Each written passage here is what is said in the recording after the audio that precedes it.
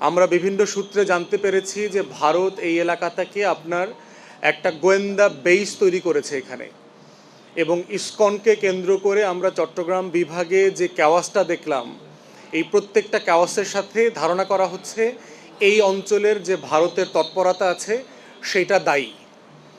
প্রশ্ন হচ্ছে, কেউ যদি বাংলাদেশে ব্যবসা করতে চায়, শিল্পাঞ্চল করতে চায়, এটা করতে আমাদের কোনো আপত্তি নাই, কিন্তু ভারতের মতো একটা আগ্রাসী শত্রু রাষ্ট্র তাকে এই রকম একটা কৌশলগত জায়গায়, আপনারা যদি ম্যাপ দেখেন, ফেনী কিন্তু বাংলাদেশের চিকেন নেক। যদি এখান থেকে আপনি ফেনী নদীর উপরে ব্রিজটা ভেঙে দিতে পারেন, তাহলে কিন্তু বাংলাদেশ থেকে চট্টগ্রাম আলাদা হয়ে যাবে। তাহলে সেই রকম একটা কৌশলগত জায়গায় বঙ্গোপসাগরের মুখে ফেনী নদীর মোহনাতে বিলোনিয়া থেকে শুরু করে মিরেশ্বরাইতে এত বড় একটা অঞ্চল ভারতের মতো একটা আগ্রাসী শক্তিকে দেয়াটা বাংলাদেশের স্বাধীনতা, সার্বভৌমত্ব, মর্যাদা এবং জাতীয় স্বার্থের সাথে যায় না। ইতিমধ্যে আমরা দাবি করেছি যে এক্সক্লুসিভ জোনটাকে বাতিল করে দেওয়ার জন্য। যদি বাতিল করতে না দেয়, তাহলে দ্বিতীয় অপশন হচ্ছে যে এখানে শুধু ভারত না, চীন, পাকিস্তান, রাশিয়া, আমেরিকা, প্রত্যেক রাষ্ট্রকে আপনি ব্যবসা করতে দেন, শুধু ভারতকে এক্সক্লুসিভ জোন দেওয়ার পক্ষে আমরা নই।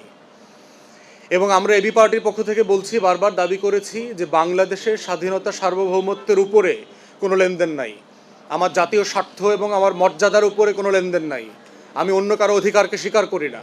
এজন্য যদি যা কিছু করতে হয়, ফেনীবাসীরা যেমন করবেন, যেভাবে ফেনীর তরুণরা রক্ত দিয়ে, বুক পেতে দিয়ে, জীবন দিয়ে যুদ্ধ করেছেন জুন, জুলাই, আগস্টে, ফেনী নদীর পানির হিস্সার জন্য, বিলোনিয়া সীমান্তকে বাংলাদেশের অংশ রাখার জন্য, মিরেশ্বরাই যেন বাংলাদেশ থেকে বঙ্গোপসাগরের মুখে আলাদা না হয়ে যায়, সেই লড়াইতেও ফেনীবাসী থাকবে এবং এবি পার্টি এই লড়াইয়ের অংশীদার, আপনাদের সাথে থাকবে। এই ফেনী সীমান্তের কারণে এখানে আমাদেরকে ট্রেন লাইন করতে দিচ্ছে না, ব্রিজ কালভার্ট করতে দিচ্ছে না, পাকা রাস্তা করতে দিচ্ছে না।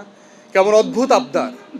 আমার দেশের ভিতরে, আমার মাটিতে আমি রাস্তা করব, ব্রিজ করব, ট্রেন করব, এটা ভারতের আপত্তিতে আমার 2 পয়সারও তো কিছু যায় আসে না।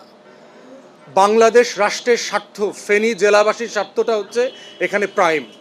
তাই আমরা অন্তর্বর্তীকালীন সরকারকে আহ্বান করছি, যে সকল উন্নয়নের কর্মকাণ্ড, কার্যক্রম গত 53 বছর থেকে বন্ধ হয়ে